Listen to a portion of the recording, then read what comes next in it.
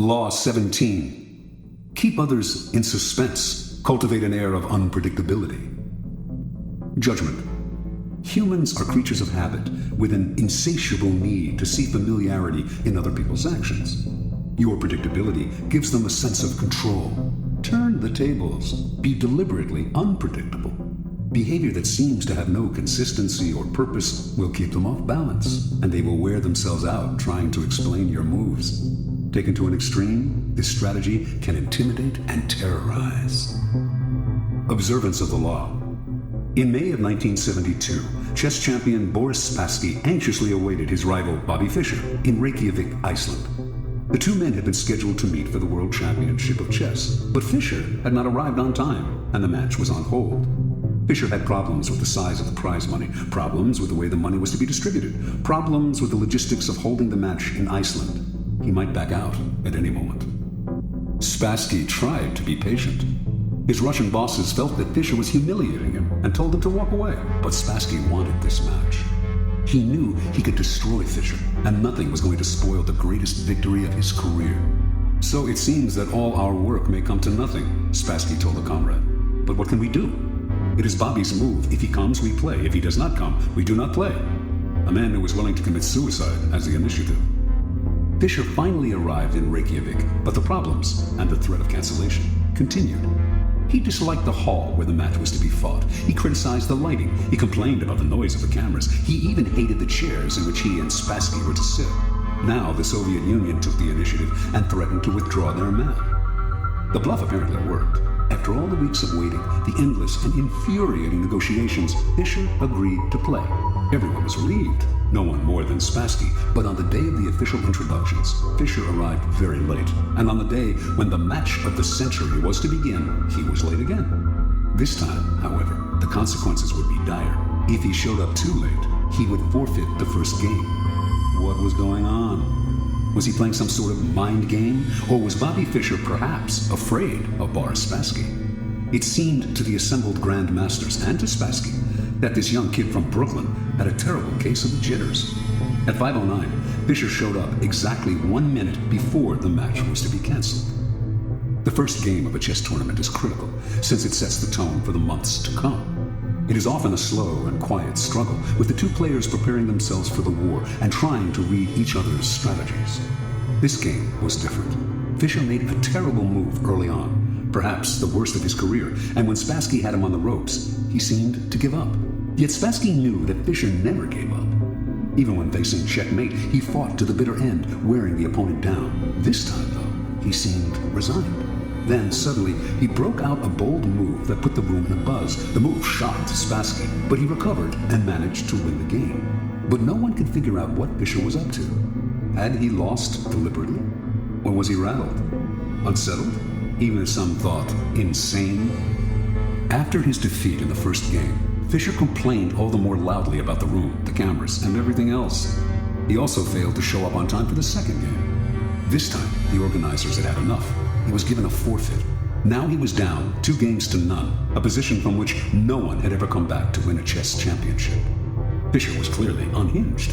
Yet, in the third game, as all those who witnessed it remember, he had a ferocious look in his eye, a look that clearly bothered Spassky. And despite the hole he had dug for himself, he seemed supremely confident. He did make what appeared to be another blunder, as he had in the first game, but his cocky air made Spassky smell a trap. Yet, despite the Russian's suspicions, he could not figure out the trap, and before he knew it, Fischer had checkmated him. In fact, Fischer's unorthodox tactics had completely unnerved his opponent. At the end of the game, Fischer leaped up and rushed out, yelling to his confederates as he smashed a fist into his palm, "I'm crushing him with brute force." In the next games, Fischer pulled moves that no one had seen from him before, moves that were not his style. Now Spassky started to make blunders. After losing the sixth game, he started to cry. One grandmaster said, after this, Spassky's got to ask himself if it's safe to go back to Russia. After the eighth game, Spassky decided he knew what was happening. Bobby Fischer was hypnotizing him. He decided not to look Fischer in the eye. He lost anyway. After the 14th game, he called a staff conference and announced, "An attempt is being made to control my mind." He wondered whether the orange juice they drank at the chess table could have been drugged. Maybe chemicals were being blown into the air. Finally, Spassky went public, accusing the Fisher team of putting something in the chairs that was altering Spassky's mind. The KGB went on alert. Boris Spassky was embarrassing the Soviet Union. The chairs were taken apart in X-ray. A chemist found nothing unusual in them. The only things anyone found anywhere, in fact, were 2 dead flies in the Leidenfechter. Spassky began to complain of hallucinations. He tried to keep playing, but his mind was unraveling. He could not go on. On September 2nd, he resigned. Although still relatively young, he never recovered from this defeat. Interpretation. In previous games between Fisher and Spassky, Fisher had not fared well. Spassky had an uncanny ability to read his opponent's strategy and use it against him. Adaptable and patient, he would build attacks that would defeat not in 7 moves, but in 70. He defeated Fisher every time they played because he saw much further ahead and because he was a brilliant psychologist who never lost control.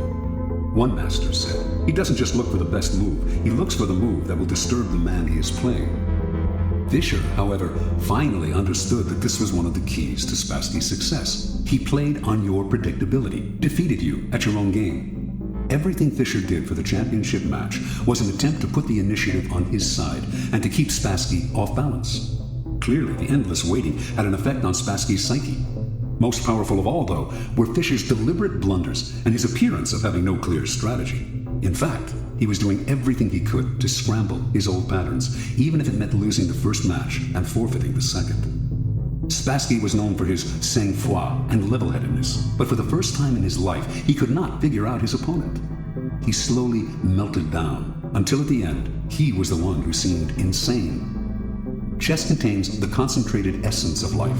First, because to win, you have to be supremely patient and far-seeing. And second, because the game is built on patterns, whole sequences of moves that have been played before and will be played again with slight alterations in any one match. Your opponent analyzes the patterns you are playing and uses them to try to foresee your moves. Allowing him nothing predictable to base his strategy on gives you a big advantage.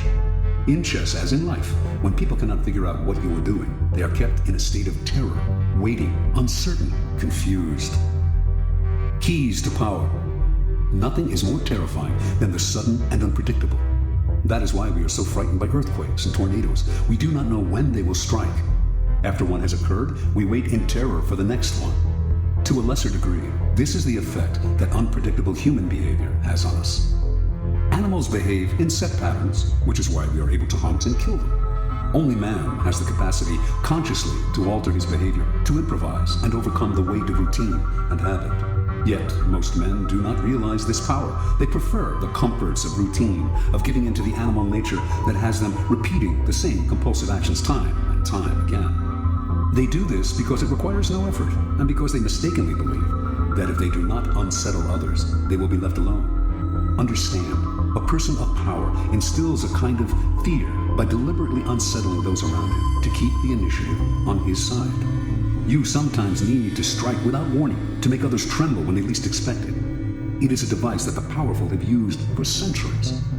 Unpredictability is most often the tactic of the master, but the underdog, too, can use it to great effect. If you find yourself outnumbered or cornered, throw in a series of unpredictable moves. Your enemies will be so confused that they will pull back or make a tactical blunder. People are always trying to read the motives behind your actions and to use your predictability against you.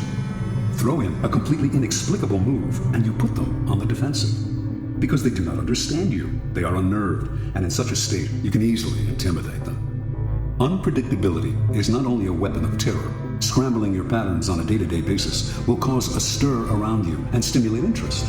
People will talk about you, ascribe motives and explanations that have nothing to do with the truth, but that keep you constantly in their minds. In the end, the more capricious you appear, the more respect you will garner.